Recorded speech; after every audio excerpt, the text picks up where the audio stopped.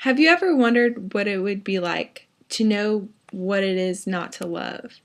Have you ever thought that you were a little bit of offbeat from the others around you? Do you think you can fight a dragon or fight to survive by killing some of your closest friends? Have you ever wanted to discover a whole new world of adventure? Fantasy fiction allows us as a reader to be taken to far-off lands and to do the impossible. Hi, my name is Julie LaFleur, and today we are going to talk about fantasy fiction and what it does for us as readers. First, we're going to take a look at the novel The Giver by Lewis Lowry.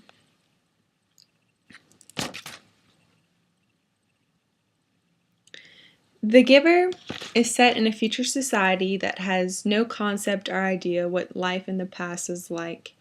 Everyone in the town is equal and doesn't know the difference between each other. Everything is set in gray tones and people don't even know what colors are. In the novel, we follow an 11-year-old boy named Jonas who is about to be given the biggest challenge and adventure of his life whenever he is chosen to be the town receiver. And the receiver in this novel is the person who receives all of the memories from the past so that the society doesn't have to remember these hard times that they went through. He goes through many heartbreaks and perils to discover that people don't know what these feelings are, what these colors are, what love is even. So he starts receiving the memories of the past, and he realizes that there is an outside world far away from his town that he wants to get to, and by doing so, all of the people in his town will receive the memories that he has been witnessing over the past few months, and they will be able to experience love. They will be able to experience pain like they haven't before. This novel would be best for a 9th grade classroom because most of the subjects are pretty mature for a younger audience. So probably 9th to 10th grade classroom, because it talks about themes of perils and trials and love especially. So it's a little bit for a younger high school audience. The next novel that's very popular in fantasy is Harry Potter. This beloved series has caused a worldwide phenomenon among most young adults. Everyone you would talk to would know the name Harry Potter. And I don't know about you, but I'm still waiting for my letter from Hogwarts. In the first novel, Harry Potter and the Sorcerer's Stone, deals with Harry, who's a young boy coming of age, who feels a little bit different from everyone else, and he starts to notice that he has some magical powers. And he gets a letter from Hogwarts, but his aunt and uncle with whom he lives deny the fact that he has gotten this letter and don't even tell him that he's a wizard until his friend Hagrid comes to save him, and he ends up going to Hogwarts where he meets his best friends Ron and Hermione, and he just goes on an adventure where he learns that he's the chosen one set to save everyone from the evil villain, which is Voldemort. So this is a great fantasy novel. It's a really good coming-of-age tale, and it just is very relatable to, again, about a 9th, 10th grade class setting, because most of these students will be going through some of the same trials, even though they aren't wizards, but they'll be going through some of the same trials that Harry and his friends are going through as they go through school. They won't have to fight Lord Voldemort, but they do have some battles of their own that they need to conquer, and Harry's a really good role model. The other novel that I want to talk about is J.R.R. Tolkien's The Hobbit. The Hobbit is definitely another worldwide phenomenon.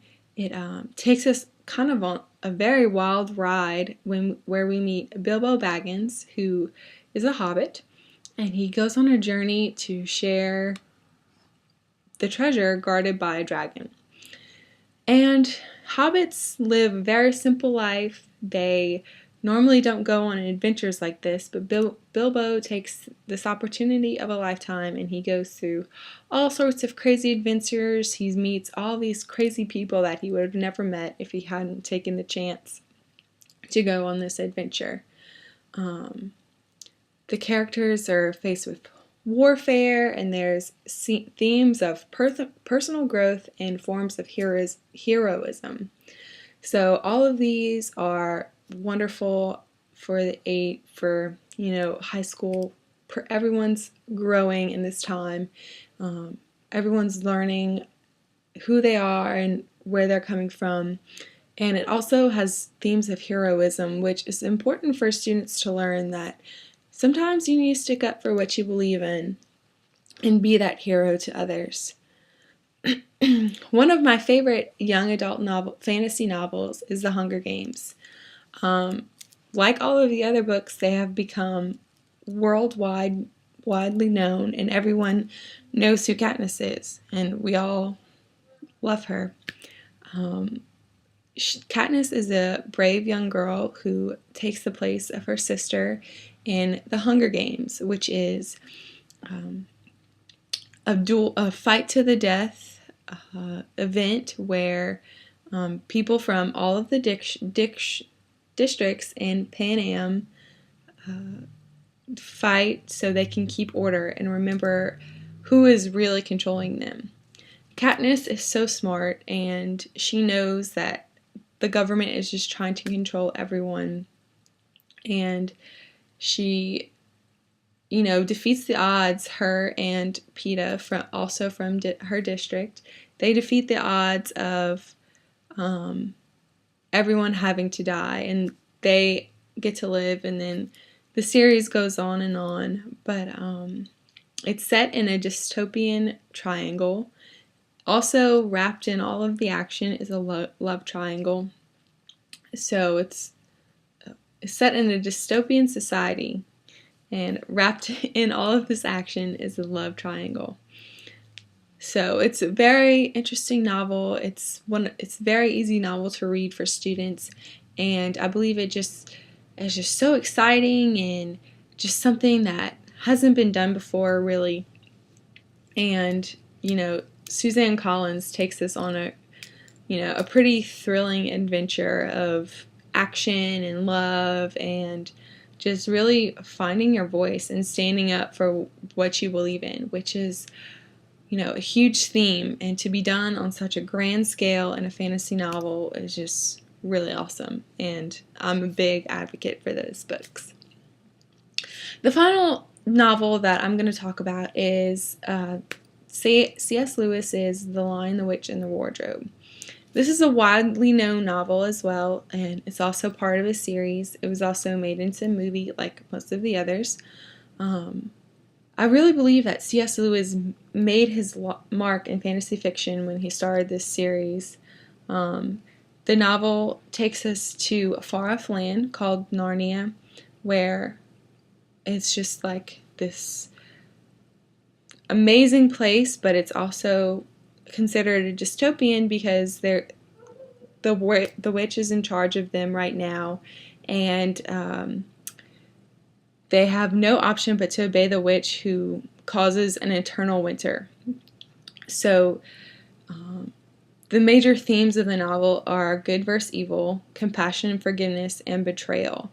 So throughout the novel, the four siblings have the opportunity to fight against the White Witch and defeat her, because they are the chosen ones set to save the land of Narnia. So with the themes of good versus evil, compassion and forgiveness, and betrayal, it's important for high school students to learn about these important themes as they go along in high school. So it's definitely an easier read, so I would say, again, 9th to 10th grade audience.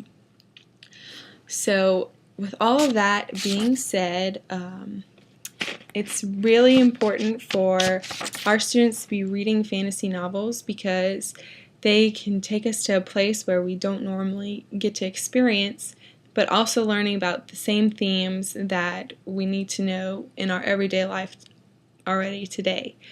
So I hope you enjoyed it, and thank you so much. Bye.